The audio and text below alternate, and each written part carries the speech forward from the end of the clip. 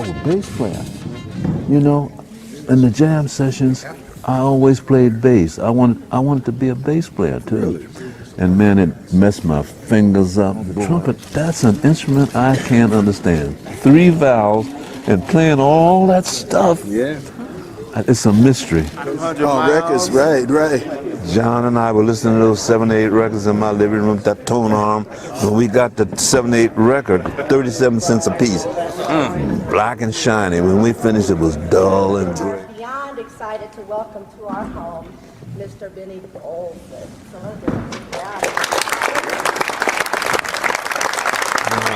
As part of our in-school jazz program, a program that we do across schools in Greater Cincinnati, we are honored to have Mr. Benny Golson here for your master class today. Mr. Golson just turned 88 years young last week. No. I'm 39. As I sit here and I look at all of you, somehow I see myself in retrospect.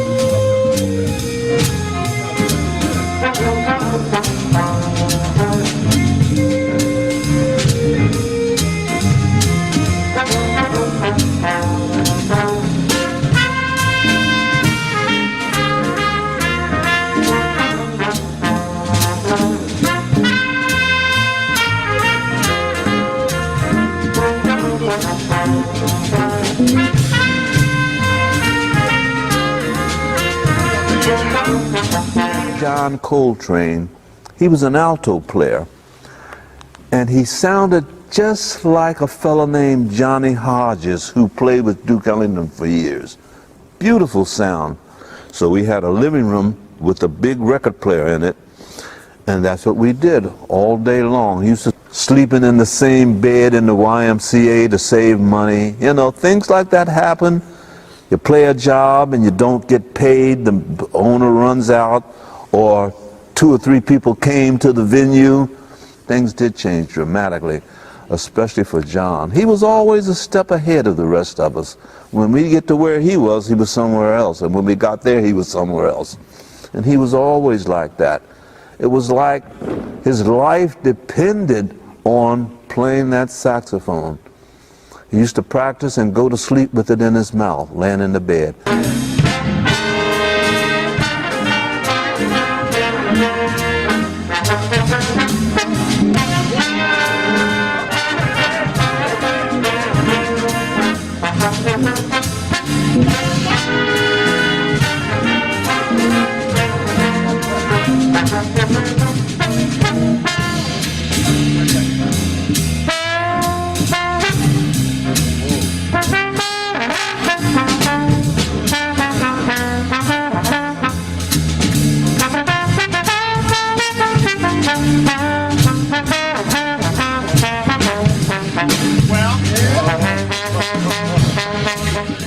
Why are you here?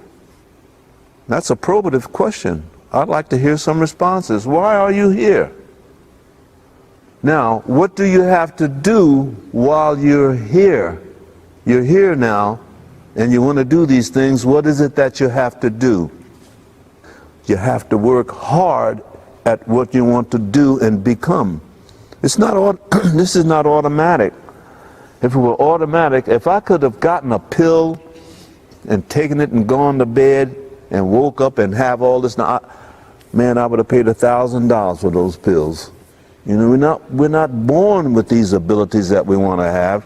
We have to work hard, and we have to put the time in, and we have to have an open mind. We have to learn to listen. We don't want to sound the same 20 years later the way we sounded 20 years ago. We want to go forward. Everything goes forward. I mean, I used to have hair, and it disappeared.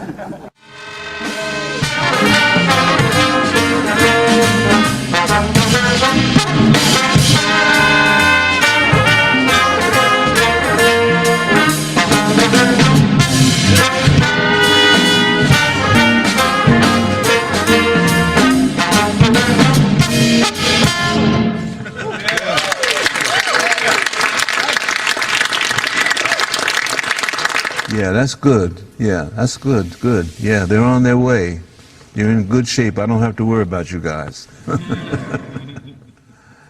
This teacher comes to situations like this, and sometimes at my age, I learn from you. Why? Because you're young and you're going ahead with new direction. The mind is capacious. The mind is never settled down. And what's happening as a creative person, a musician, you're giving birth to things that never had an existence before. Well, when you compose a tune, yeah, you're creating something that never had a beginning. That's dangerous to become satisfied. You know, you become satisfied and it's like falling overboard, and the ship sails over the horizon without you, and then you tread water as long as you can and you're gone. Like John Coltrane, he always thought, and Sonny Rollins, yeah, maybe I can say it better. And that's the incentive. That's an engine that pulls you forward all the time. We like different kinds of music. And if you're a rock and roller, what's wrong with that? Play it the best you can. Be the best rock and roller in town. But be good whatever direction you want to go. Otherwise, you're playing yourself cheap and the music cheap.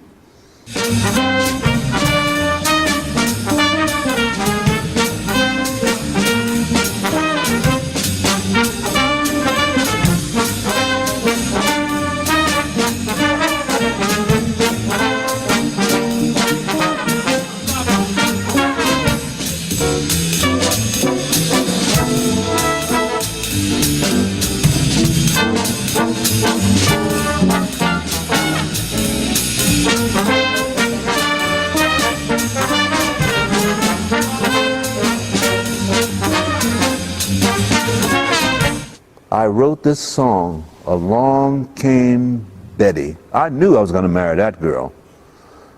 Whew! One day I woke up and Betty was gone. So what happened?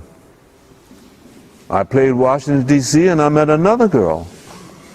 And her name wasn't Betty, her name was Bobby. Do you get the alliteration? Betty, Benny, Bobby. But I was slick this time. See? Not marrying Betty turned out to be the most narrow escape in my life. So, but I was a little smarter this time. I married Bobby, and that was 58 years ago. Yeah, I made the right decision. Bobby Blue Bland backbeat to it. Now the artists before that, they were sitting there like this, and then they started doing like this. And then when we came in, da-da, da-da, they got up and started dancing and knocking the drinks over. And he looked over and said, I'll be damned. And he played that tune. Everybody had to play blues. I don't care who it was. They had to play Blues March. And Along Came Betty. Yeah, those two tunes.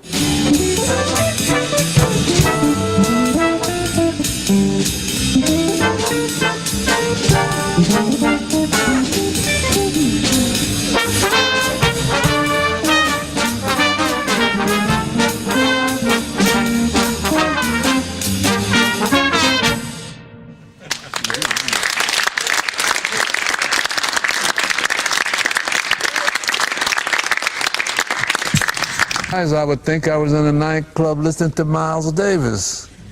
Great. Great, yeah. That's encouraging to hear something sound this way with high school students. Yeah, they've got a long way to go, and the way they're moving, they're going to be on the moon soon.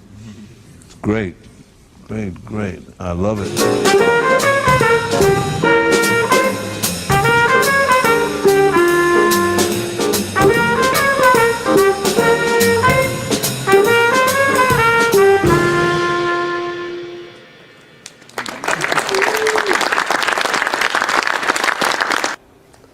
The trumpet and the guitar, they're considered ensemble. Two instruments playing. They were playing exactly together. The intonation was the same and their punctuation was the same. Long notes, short notes, and that's important when you're playing with more than one instrument, that you're all playing on the same page. That's important. Did you notice the sound of the trumpet? A warm sound. She wasn't playing a volley of notes, but the notes that she was playing were warm, a nice warm trumpet sound. And that's a plus. I think all of you have a good future. Stay on it. And remember, nothing is automatic. You have to work. Who said that? She said it. Yeah, you have to work at it. It's not automatic. So stay on it and don't be discouraged. You're going to have some bad moments. It happens to all of us. But let's hope that the good moments overwhelm the bad moments. And don't be discouraged. Don't be easily discouraged.